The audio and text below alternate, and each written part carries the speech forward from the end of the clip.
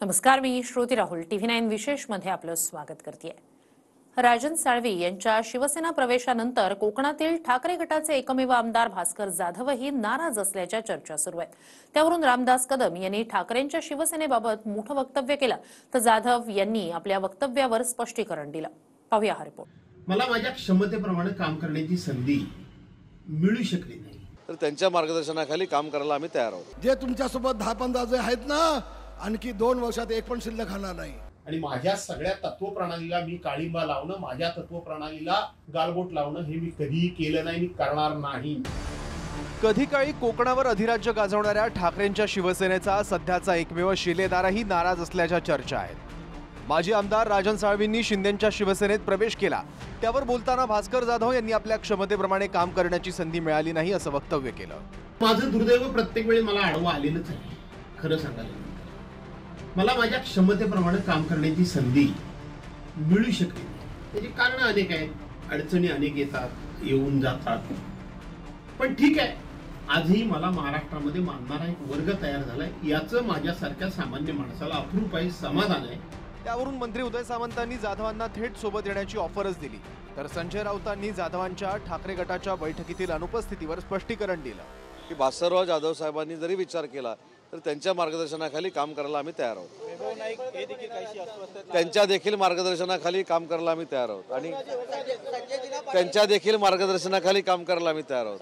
भास्कर जाधव काय आहे, भास्कर जाधव जाणतात चांगल्या प्रकारे, आणि भास्कर जाधवांना तुमची भूमिका आवडत नाही हे त्यांनी वारंवार सांगितलेलं आहे। तो रांगडा माणूस आहे, शिंदे साहेबाच्या स्वभावाला मॅच असणारा माणूस आहे।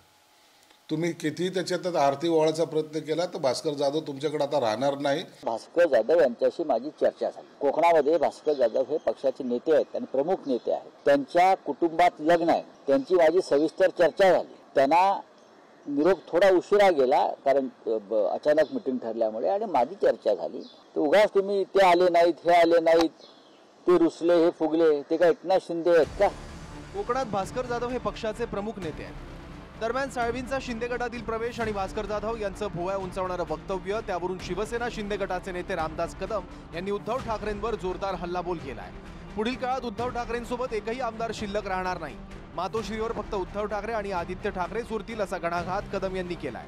उद्धव ठाकरे, आज तुम्हाला सांगतोय, जे तुमच्यासोबत 10-15 जे आहेत ना, आणखी 2 वर्षात एक पण शिल्लक राहणार नाही।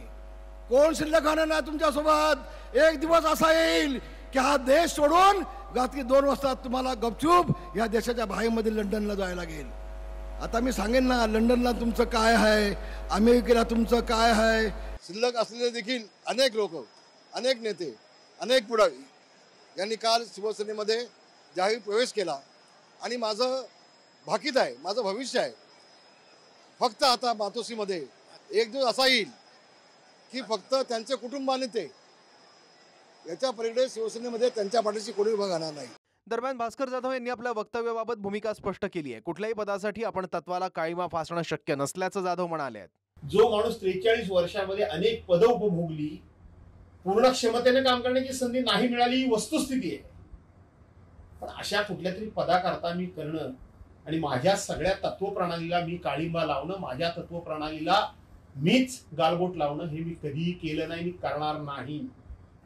मी स्पष्ट भूमिका घेणारा माणूस आहे। हे जे मी विरोधी पक्षनेतेपद मिळवण्याकरता म्हणून हे सगळं करतोय, ह्या जो मी काही दबाव पक्षावर आणण्याचा प्रयत्न करतोय, मी कोणाकडे तरी जाणार वगैरे अशा पद्धतीचं वातावरण तयार करतोय, माझ्या आयुष्यामध्ये असली नौटंकी मी कधी केली नाही।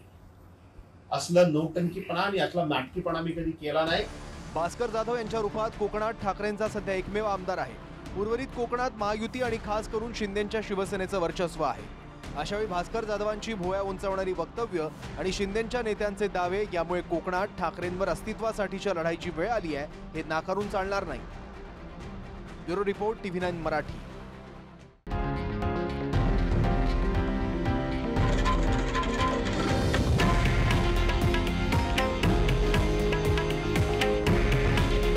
हे आहे देशातील नंबर 1 न्यूज नेटवर्क आणि आपण पाहत आहात TV9 मराठी। काळजी तुमची, हित महाराष्ट्राचं।